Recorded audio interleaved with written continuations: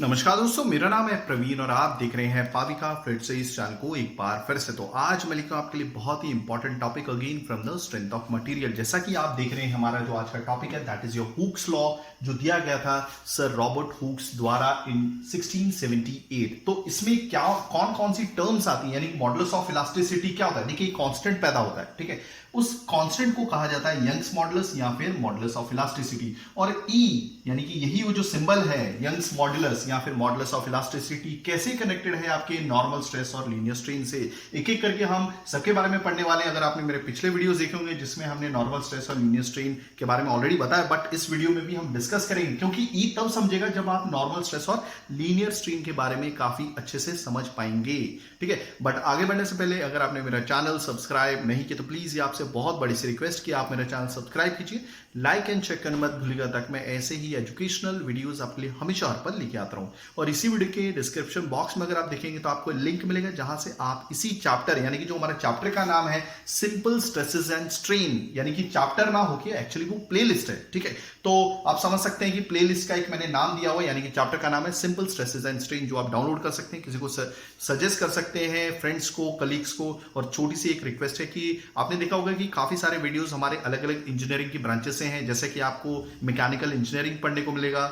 Mechanical engineering के यानी कि काफी सारे सब्जेक्ट्स आपको देखने को मिलेंगे, लाइक फ्लूइड मैकेनिक्स है, सिविल इंजीनियरिंग का फ्लूइड मैकेनिक्स है, केमिकल इंजीनियरिंग का फ्लूइड मैकेनिक्स है। गेट के क्वेश्चंस भी हम लेके आ रहे हैं अलग अलग ब्रांचेस के लिए, फिलहाल तो केमिकल इंजीनियरिंग का है, okay. Then strength of metal के काफी सारे आपको टॉपिक्स मिल जाएंगे, लाइक टॉर्सन है, then your stresses in beams है। अभी सिंपल स्ट्रेसेस एंड स्ट्रेन्स का तो चल ही रहा है, ऑलरेडी 6 to 7 वीडियोस हैं। तो अगर आपको इस चैनल से बेनिफिट हो रहा है तो प्लीज डोनेट कीजिएगा, उसका लिंक भी डिस्क्रिप्शन बॉक्स में दिया हुआ। तो चलिए ज्यादा ना वेट करते हुए इस हुक्स लॉ की तरफ बात करते हैं, ठीक है। देखिए, इसमें एक साइंटिस्ट थे, उन साइंटिस्ट का नाम लिखता हूं sir Robert Hooke, okay, sir Robert Hooke, okay. यही वो साइंटिस्ट हैं जिन्होंने 1678 में ये लॉ खुद से दिया है, ठीक है।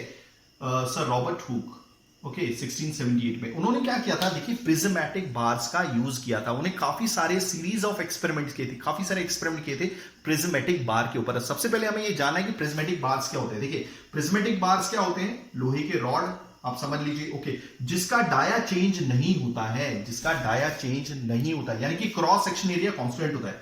Cross section area is constant, ठीक है। क्रॉस सेक्शन एरिया कांस्टेंट है, कहने का मतलब है कि काफी बुकों में दिया हुआ है क्रॉस सेक्शन एरिया कांस्टेंट है, कहने का मतलब है कि diameter is constant, diameter is constant, ठीक है। तो उन्होंने क्या किया, सिंपली बहुत सारे सीरीज में उन्होंने एक्सपेरिमेंट कंडक्ट किए। कैसे किए, ओके, तो बहुत सारे प्रिज्मेटिक बार्स लिए, उसको सब्जेक्ट कर दिया, देखिए किससे, फोर्स से। अभी देखिए, इसकी जो खुद की एक्सेस है, ये खुद की एक्सेस लेटी हुई है, उसी एक्सेस में, यानी कि इसको फोर्स से सब्जेक्ट कर दिया। मान लीजिए हम फोर्स लगा रहे P। अभी ये जो कंडीशन है, यानी कि जो बार जिस कंडीशन में, इसको क्या बोलते हैं, बार इन टेंशन। क्या बोलेंगे, बार इन टेंशन। आई होप आपको चीज क्लियर हो रही होगी, बार इन टेंशन है, ओके। मैंने ऑलरेडी इसके बारे में काफी डिस्कस किया, बार इन टेंशन क्या होता है, बार इन कॉम्प्रेशन क्या होता है, रिजिडिटी क्या होती है, देन योर क्या बोलते हैं, इलास्टिसिटी क्या होती है, एक्सियली लोडेड बार क्या होता है। एक्सियली लोडेड बार ये, देखिए, जिस डायरेक्शन में, कहने का मतलब है कि इस बार की जो भी एक्सिस है खुद की, ठीक है, उसी एक्सिस में अगर क्या बोलते हैं, इस बार को, जिसका क्रॉस सेक्शन एरिया कांस्टेंट है, यानी कि डायमीटर कांस्टेंट है। क्रॉस सेक्शन एरिया क्या होता है, ये वाला एरिया, ठीक है। थ्रू आउट आपका बार का जो क्रॉस सेक्शन एरिया है वो कांस्टेंट है। अगर उसी डायरेक्शन में, क्या बोलते हैं, जिस डायरेक्शन में इसकी एक्सिस है बार की, उसी डायरेक्शन में अगर इसे फोर्स से सब्जेक्ट कर दिया जाए तो ये होता है एक्सियल लोडेड बार। और याद रखिएगा, ये जो हुक्स लॉ है, ये कुछ ही अंडर सर्टेन लिमिट्स में ही लगाना पड़ता है, ठीक है। उन्होंने क्या देखा कि ये जो हुक्स लॉ तभी वेरीफाई होता है, या फिर ये लगता है कुछ लिमिट्स में, यानी कि विद इन इलास्टिक लिमिट में ये लगेगा। इलास्टिक लिमिट क्या होती है वो भी देख लेंगे। इससे पहले आपको एक ग्राफ देखने की जरूरत है, स्ट्रेस वर्सेस स्ट्रेन का ग्राफ, ठीक है। वहीं पे आपको समझेगा इलास्टिक लिमिट क्या होती है। वैसे हम बात करेंगे, ये जो लॉ एप्लीकेबल है, हुक्स लॉ, ये within the elastic limit ही काम करता है, यानी कि इसकी कुछ रिक्वायरमेंट है, अगर वो फुलफिल नहीं करोगे तो ये फिर वैलिड नहीं होगा। क्लियर हो गया, ओके। अब इलास्टिक लिमिट क्या होती है, देखिए, आपको मालूम है कोई भी इलास्टिक मटेरियल, अब इलास्टिक मटेरियल अगर हमने लिया तो इलास्टिसिटी इसी इलास्टिक मटेरियल की प्रॉपर्टी होगी। वो क्या होगी कि कोई भी बॉडी, मान लीजिए कोई भी, ये बार हो गया, ओके, अगर मैं इसे फोर्सेस से सब्जेक्ट कर देता हूं, ठीक है, ये थोड़ा सा लंबा हो जाएगा, थोड़ी देर में आपको कुछ इस तरह से दिखेगा ये, ओके।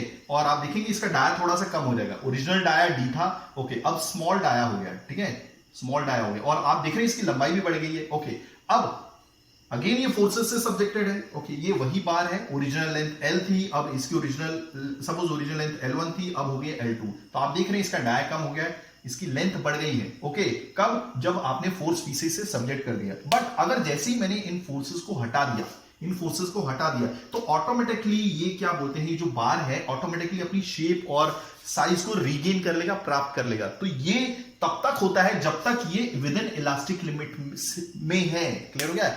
ऐसा तब तक होता जाएगा या फिर तब तक होगा जब तक ये इलास्टिक लिमिट में है।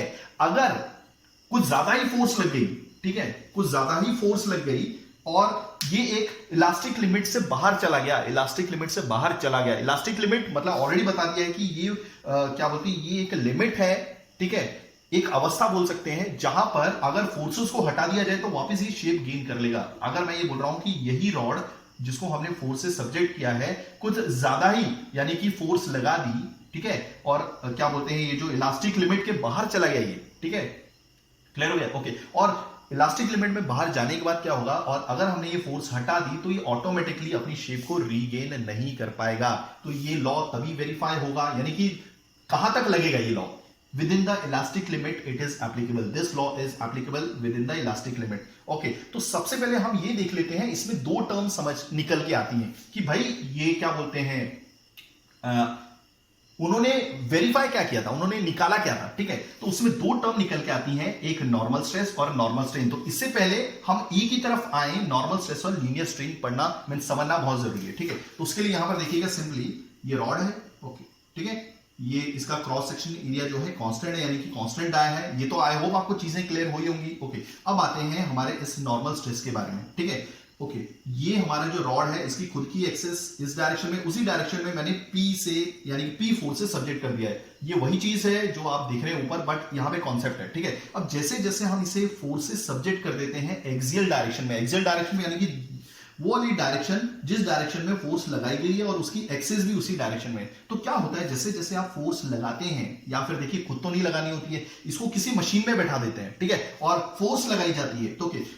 तो क्या होता है कि हर एक सेक्शन पे, भले आप ये वाला सेक्शन ले लो, भले आप ये वाला सेक्शन ले लो, भले आप ये वाला सेक्शन ले लो, कोई भी सेक्शन ले लो, सपोज मैं सेंटर का सेक्शन ले लेता हूं, ठीक है। ओके, तो इस सेक्शन में क्या हो रहा है, ठीक है, ये कुछ इस तरह से दिखता है। इस सेक्शन में यानी कि हर एक सेक्शन में, फिलहाल मैंने ये सेंटर वाला सेक्शन लिया है, तो अंदर एक रेजिस्टिंग फोर्स काम करती है जो इसे ब्रेक होने से रोकती है, यानी कि लंबा होने से रोकती है या फिर इलोंगेट होने से रोकती है। इलोंगेट मतलब इसे लंबा नहीं होने देती, ठीक है। कुछ इस तरह से आपको दिखेगा, ध्यान से देखिएगा इसको, ठीक है, ये हो गया, ओके, ये फोर्स P है, ओके, तो अंदर की फोर्स जाग जाती है, क्लियर हो गया। ओके, सपोज इसका नाम तो P था, ओके, अगर सपोज मैं यहां से ब्रेक करता हूं तो यहां पर भी कुछ इस तरह से ही दिखेगा।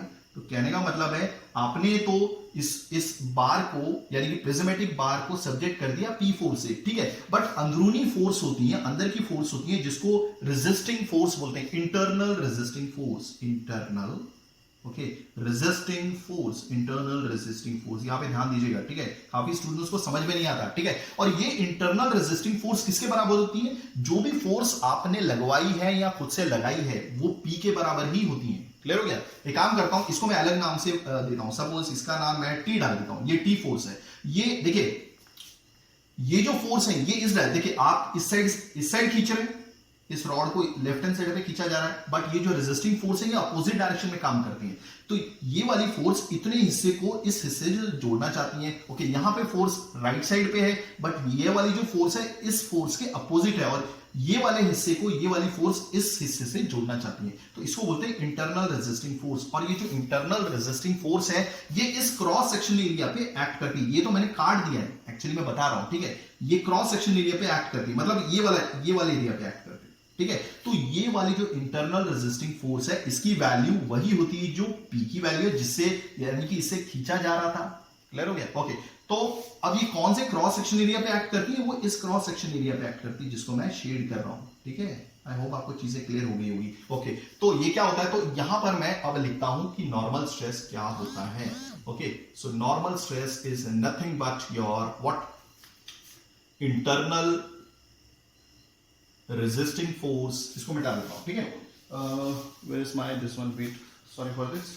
ओके, हाँ, तो इंटरनल रेजिस्टिंग फोर्स क्या होगी, इसको मिटा देता हूं, इंटरनल रेजिस्टिंग फोर्स। याद रखिएगा ये जो लॉ है ये तब तक वैलिड है जब तक ये विद इन इलास्टिक लिमिट है, यानी कि अपना शेप और साइज रिगेन कर सकता है। तो इंटरनल रेजिस्टिंग फोर्स अपन क्रॉस सेक्शन एरिया, क्लियर हो गया। दैट मींस मैं लिख सकता हूं T upon cross section area, यहां पे लिख दिया क्रॉस सेक्शन एरिया, या फिर इसको ऐसे भी लिख सकता हूं, T की जगह P भी लिख सकता हूं, क्रॉस सेक्शन एरिया। आई होप आपको चीज क्लियर होगी होगी। आपने क्या किया, ठीक है, तो आपने क्या किया, इस रॉड को सब्जेक्ट किया एक फोर्स से, ओके, तो आप उसकी वजह से क्या हुआ, कोई भी सेक्शन पे, वैसे तो हर एक सेक्शन पे ऐसा होता है, ठीक है, तो कोई भी सेक्शन पे क्या होता है कि इंटरनल रेजिस्टिंग फोर्स पैदा हो जाती है जो उसको टूटने से या फिर लंबा होने से रोकती है, और ये फोर्सेस हमेशा क्रॉस सेक्शन एरिया पे एक्ट करती हैं, और ये हमेशा पी फोर्स के अपोजिट होती हैं। तो ये होता है हमारा नॉर्मल स्ट्रेस, यानी कि आपने फोर्स लगाया तो अंदर नॉर्मल स्ट्रेस पैदा हो जाता है, सिंपल। अब बारी आती है हमारी स्ट्रेन की, ठीक है, यही वही चीज है ये।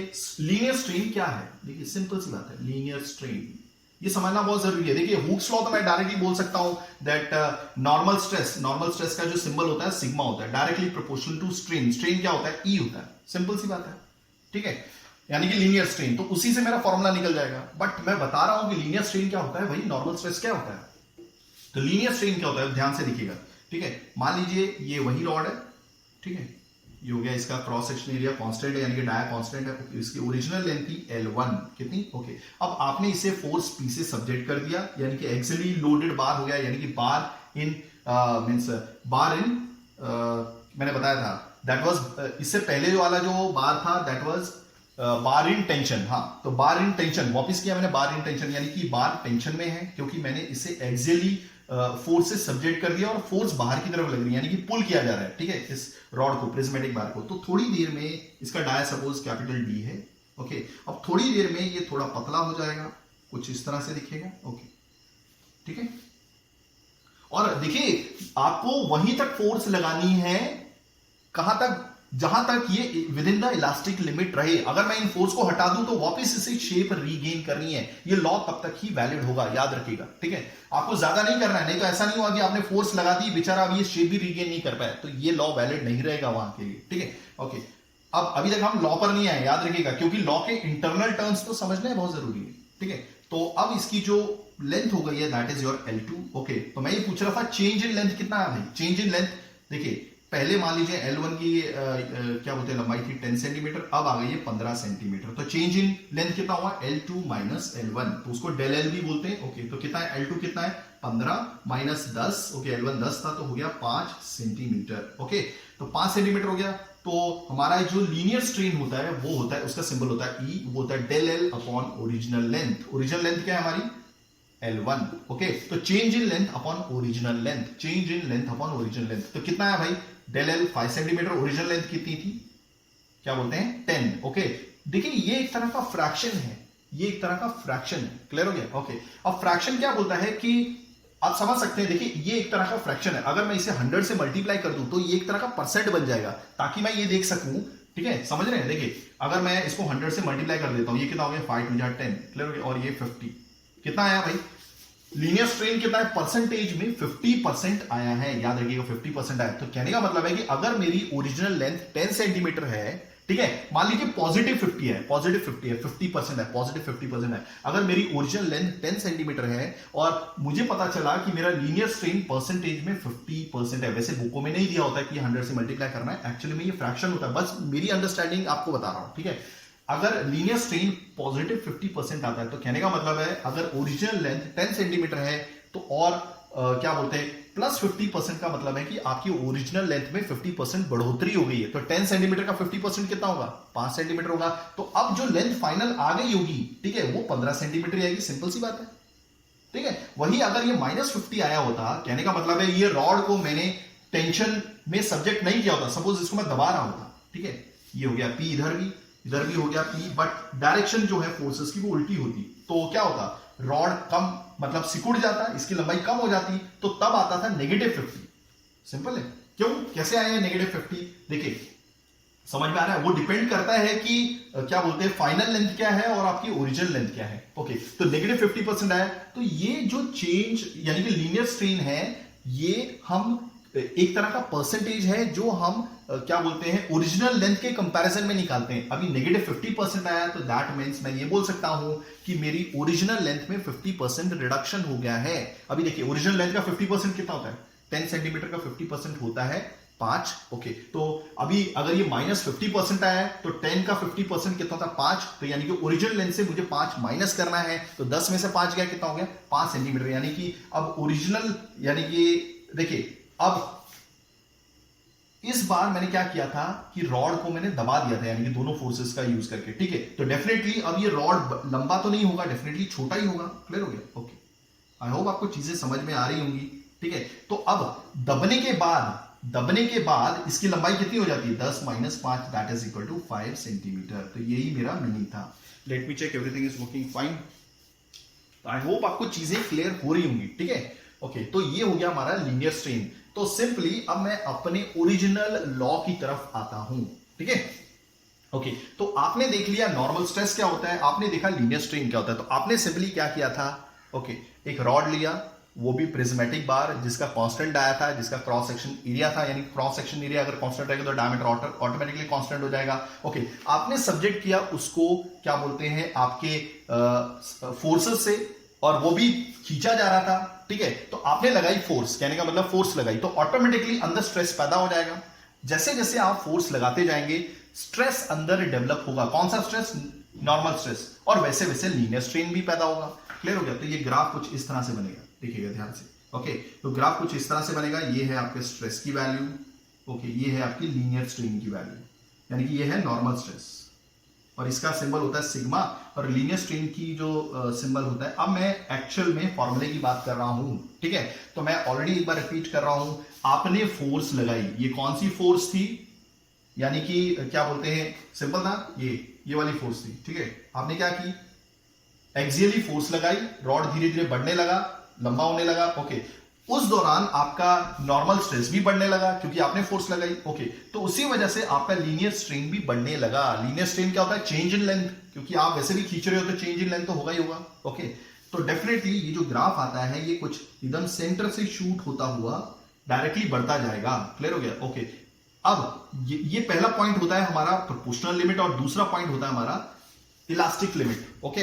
अब आपका मटेरियल जब तक इस बी पॉइंट के अंदर है, बी पॉइंट के अंदर है, ये बी पॉइंट कौन सा होता है? Elastic limit, elastic limit, okay. और जो ए पॉइंट है that is your proportional limit, proportional limit, यानी कि दोनों का मतलब लगभग एक ही है, ओके। प्रोपोर्शनल लिमिट मतलब 0 टू ए, ये आपकी प्रोपोर्शनल लिमिट है, और ये आपकी इलास्टिक लिमिट है। इलास्टिक लिमिट वापस रिपीट कर देता हूं, जब तक मटेरियल, ओके, मटेरियल के ऊपर जो भी फोर्स लगाई जाती है, ठीक है, और उसके बाद वो थोड़ा लंबा हो जाता है, एलोंगेट हो जाता है, और वो फोर्सेस हटाई जाती हैं, तो वापस वो अपनी शेप रिगेन कर लेगा, ठीक है। तो ये लॉ आपका with in the elastic limit he valid होगा, ओके। तो आपने क्या पाया, देखिए यहां पे ग्राफ पे साफ साफ दिख रहा है कि जैसे जैसे आपका, सपोज अगर मैं यहां पे 1 2 3 कर लूं, मतलब लीनियर स्ट्रेन की वैल्यू डाल देता हूं 5 6, अब आपको समझेगा। तो यहां पे 1, यहां पे 2, यहां पे 3, यहां पे 4, तो आप क्या देख रहे हैं, सपोज 2 की वैल्यू, ठीक है, लग रहा है ग्राफ, ओके, थोड़ा सा ऐसे कर लेता हूं, हाँ ठीक, अब ठीक है,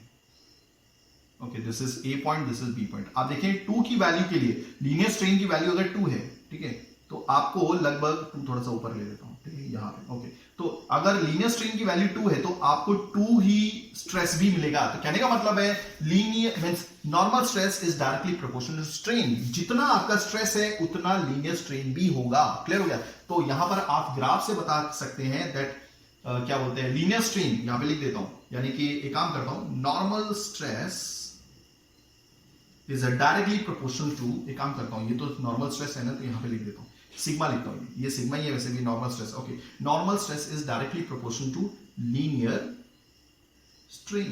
क्लियर हो गया? ओके। तो नॉर्मल स्ट्रेस की क्या होती है, ओके, एक काम करते हैं पहले, normal stress, okay, normal stress, okay, proportionality constant खुलेगा तो एक कांस्टेंट आएगा। कांस्टेंट क्या है? वो स्लोप है इस लाइन की, ठीक है, ये क्या है? स्लोप। और स्लोप क्या होगी? That is equal to E, that is your modulus of elasticity या फिर यंग्स मॉडुलस।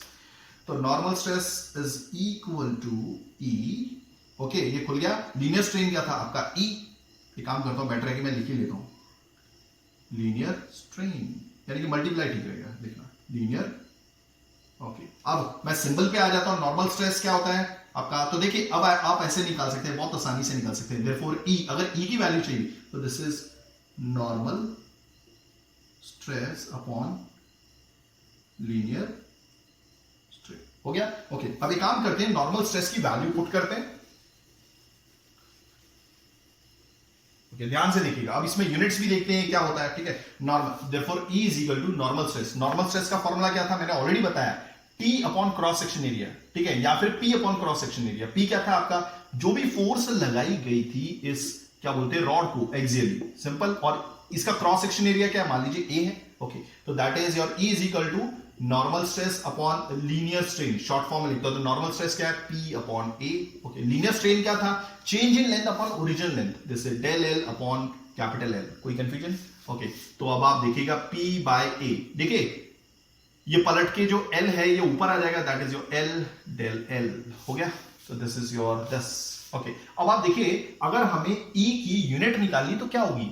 ओके, तो चलिए देखिए, प्रेशर P क्या है, फोर्स थी, प्रेशर नहीं, याद रखिएगा, ये बोलने में निकल जाता है, P दिख रहा है। ओके, तो ये फोर्स है तो न्यूटन होगा, एरिया मान लीजिए mm स्क्वायर में है। ओके, लेंथ मीटर में रहेगा, चेंज इन लेंथ वो भी मीटर में रहेगा, तो ये कैंसिल, तो यूनिट क्या आ जाएगी, न्यूटन पर mm स्क्वायर। ओके, तो हमें एक फॉर्मूला मिल गया है, capital E is equal to P by A L into means change in length, ठीक है। ओके, अब देखिए हम इससे निकाल क्या सकते हैं, अगर देखिए अलग अलग मटेरियल के लिए एक यूनिवर्सल टेस्टिंग मशीन होती है जहां पे हर एक क्या बोलते हैं एलिमेंट, यानी कि आयरन के लिए, देन एल्यूमिनियम के लिए, देन कोई भी एलिमेंट है उसका क्या बोलते हैं यंग्स मॉडुलस ऑफ इलास्टिसिटी या यंग्स मॉडुलस या मॉडुलस ऑफ इलास्टिसिटी डिटरमाइन किया जाता है, या फिर आप हैंडबुक से भी डेटा उठा सकते हैं, ठीक है। आपको ये तो मालूम ही होगा जब भी आप डिजाइनिंग कर रहे होंगे। ओके, जो भी फोर्स लगाई होगी वो भी मालूम होगा, ठीक है, और क्या बोलते हैं एरिया भी मालूम होगा क्योंकि आपने रॉड लिया है, तो आप क्या, और लंबाई भी मालूम होगी तो आप डेल एल यानी कि चेंज इन लेंथ निकाल सकते हैं। क्लियर हो गया? ओके,